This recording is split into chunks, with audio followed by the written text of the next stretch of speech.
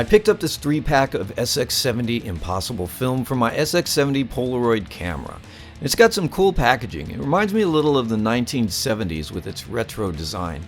And it comes with 2 packs of color and 1 pack of black and white film.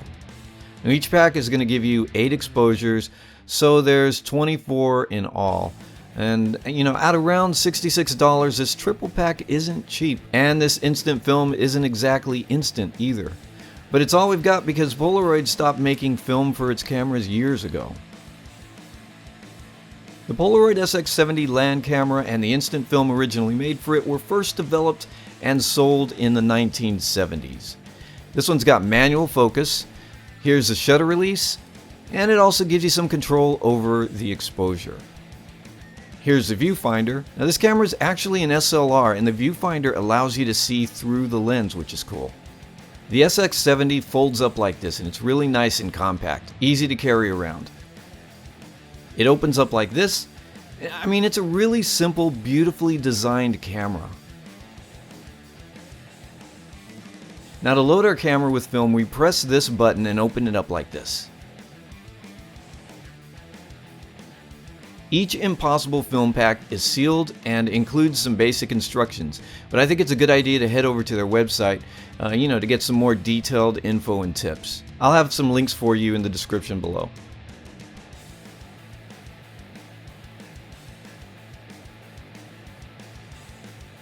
I'll load the film pack with the printed light blocking card facing toward the top of the camera, and just slide the film in. And when you close the camera back up, the card is ejected and the camera is ready to go.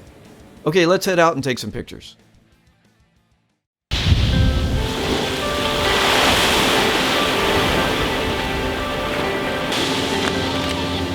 I like to think of the medium when I'm doing a picture, because maybe on a digital camera you've got a lot more detail and a lot more range to work with, but on these little instant pictures, the colors are kind of muted sometimes, so you've got to kind of use tones and contrast to your advantage. So something like this, while it looks cool on a little instant photo, you might not get exactly what you want. It might not be all that impressive or interesting. So we look for things with a little more contrast, a little more color. See what we can find. So like right here, these cones, to me, these are colorful and contrasting, they're interesting. And you've got these things right here. To me, this looks really cool.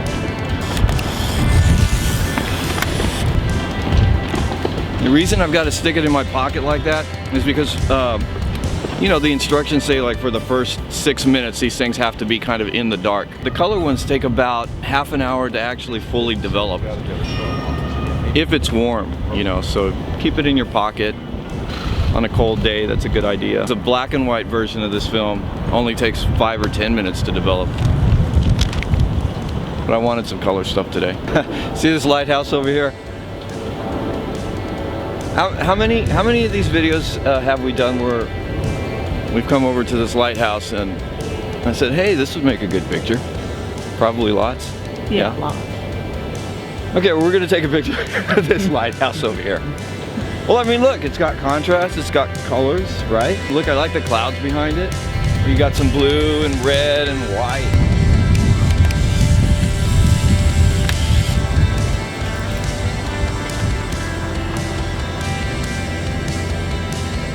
All right, let's hope that one turns out well. I think these photos end up costing a little more than $2 a pop. Almost $3. It's expensive. A lot of people tell you it's worth it though.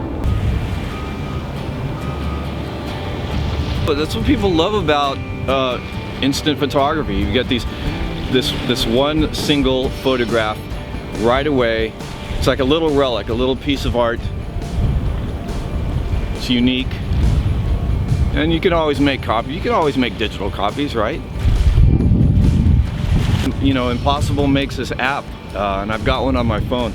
So you've got one of the instant prints and you want to, say, post it up on Instagram or Facebook or something. You want to show it off, right?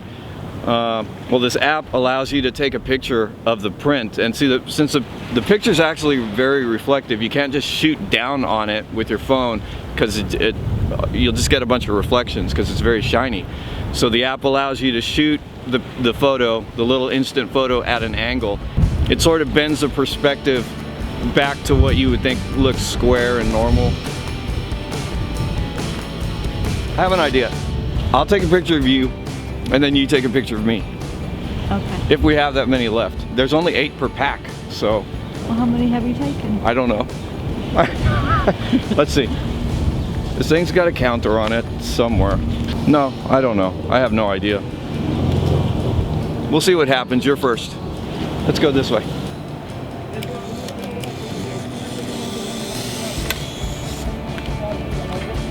In the viewfinder, it's kind of like a split prism. Okay.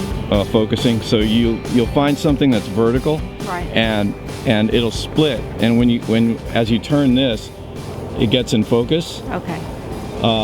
That split will come together, so it'll line up. Okay. And that's when you know it's in focus. Okay. And then just hold it steady and press that button, and keep holding it steady as you press the button. And okay? How long do I just keep pressing the button until it comes out? Just push the button, okay, like for a second, and it'll pop out. Okay. And 1, 2, smile.